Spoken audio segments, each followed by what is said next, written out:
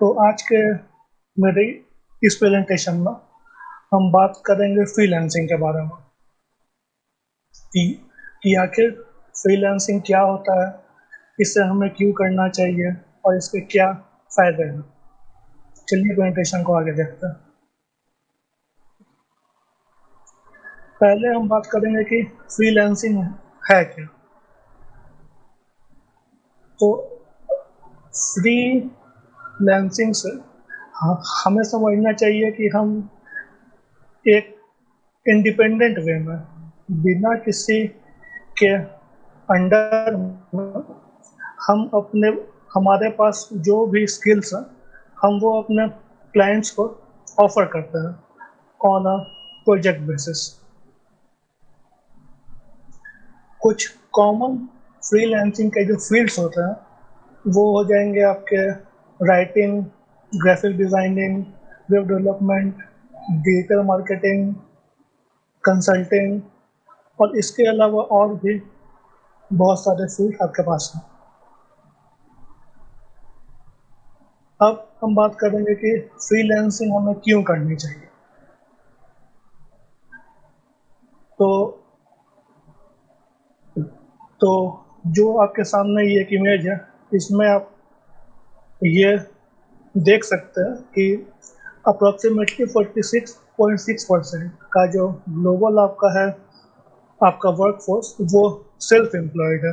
मतलब वो किसी जॉब के तहत काम नहीं करता है, वो कॉन्ट्रैक्ट के बेसिस पे काम कर रहा है।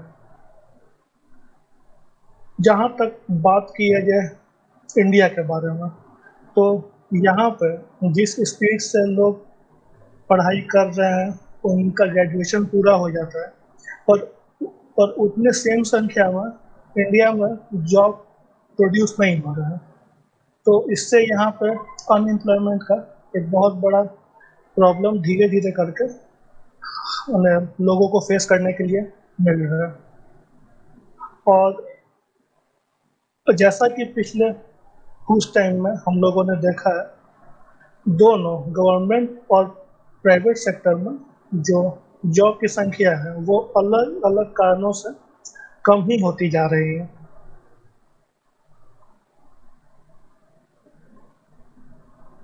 अब हम बात करेंगे कि हमें फ्रीलांसिंग के लिए किस तरह के स्किल्स की ज़रूरत होती है।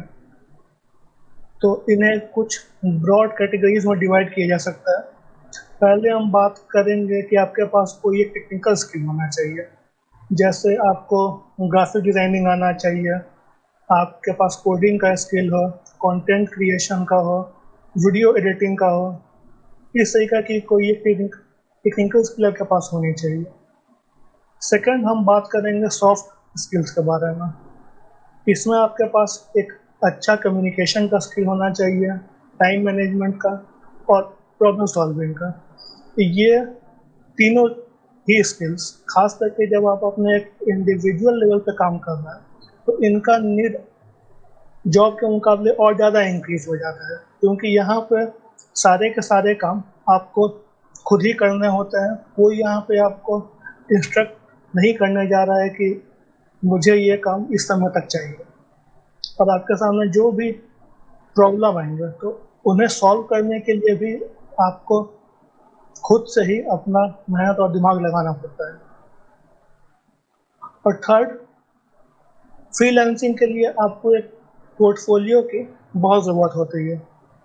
पोर्टफोलियो से मेरा यहाँ पर जो अभिप्राय है वो हो जाएगा कि आपके पास अपना जो भी टेक्निकल स्किल है, जैसे फॉर एग्जांपल अगर आपके पास ग्राफिक डिज़ाइनिंग का स्किल है तो आपके पास आपके द्वारा क्रिएट किए हुए बहुत सारे वर्क का कहीं एक जगह पर कलेक्शन होना चाहिए, ताकि जब भी कोई पोटेंशियल क्लाइंट आपके प्रोफाइल को व्यू करे या आप किसी प्रोजेक्ट के लिए जब अपना बिडिंग देंगे तो उसके पास एक पहले से आपने पहले से क्या काम किया है वो उसे एक तरीका से दिखे और वो काम आपको मिलने के चांसेस इंक्रीज हो। इसके बाद हम बात करेंगे कि इस काम से आखिर हम कितना पैसा अर्न कर सकते हैं, अर्निंग पोटेंशियल के बारे में। तो यहाँ आपके सामने फ्रीलांसर के जो अलग अलग जॉब टाइटल्स हैं और उनके साथ में उनके आवरली वेज और एक रफ उनकी एनुअल सैलरी इन डॉलर्स कितनी आती है वो आपके स्क्रीन पर है। अगर आप यहाँ पे अलग अलग जो टाइटल है उनके अनुसार आप देख सकते हैं कि आपका आवरली इनकम कुछ 20 या $25 पर घंटे से लेकर $65 पर घंटे तक जा सकता है। यानी अगर आपके एनुअल सैलरी की बात की जाए तो $30,000 से लेकर $1,20,000 तक का आपके पास एक रेंज है अलग अलग स्किल के अनुसार। फिर इनमें भी जो आपके पास एक काम करने का एक्सपीरियंस हो जाएगा, जो आपके पास एक अपना नाम हो जाएगा, जो आपके पास एक अच्छा खासा रिव्यू हो जाएगा लोगों का, जिन लोगों ने आपसे पहले अपना काम करवाया है, तो फिर आपकी जो आवरली वेज है वो इससे और ज़्यादा बहुत आराम से हो सकती है। इसके बाद हम बात करना चाहेंगे कि आखिर हमें फ्रीलांसिंग के लिए काम मिलेगा कहाँ से। तो आपके पास आज के दिन ऑनलाइन बहुत सारे ऐसे प्लेटफॉर्म हैं जहाँ पे कि फ्रीलांसर्स जो काम करते हैं और जो फ्रीलांसर को खोज रहे हैं, इस तरह के साइट इन दोनों तरह के लोगों को मिलाने का काम करते हैं। इसके लिए आपके पास जो साइट्स हैं उसमें से एक है अपवर्क, एक है फाइवर, फ्रीलांसर, टॉपटाल और इसके अलावा कुछ कुछ और भी आपके पास साइट्स हैं। Next, networking. आपके पास अपना जो खुद का एक नेटवर्क रहता है।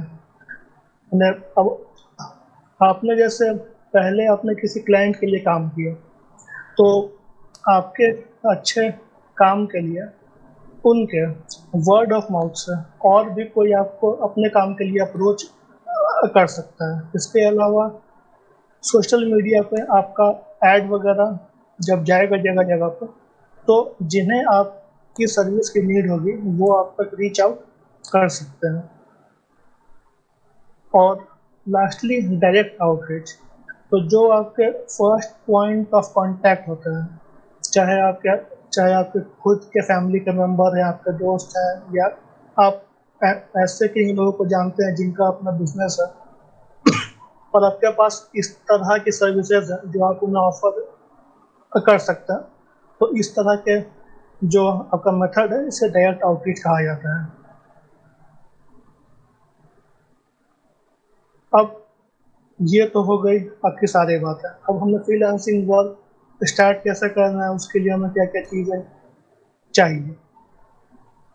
तो काम स्टार्ट करने के लिए जो पहला स्टेप है तो वो अपना नीश को आइडेंटिफाई करना होता है कि आपके पास किस एरिया का स्किल है या किस एरिया में आपकी एक्सपर्टीज़ है।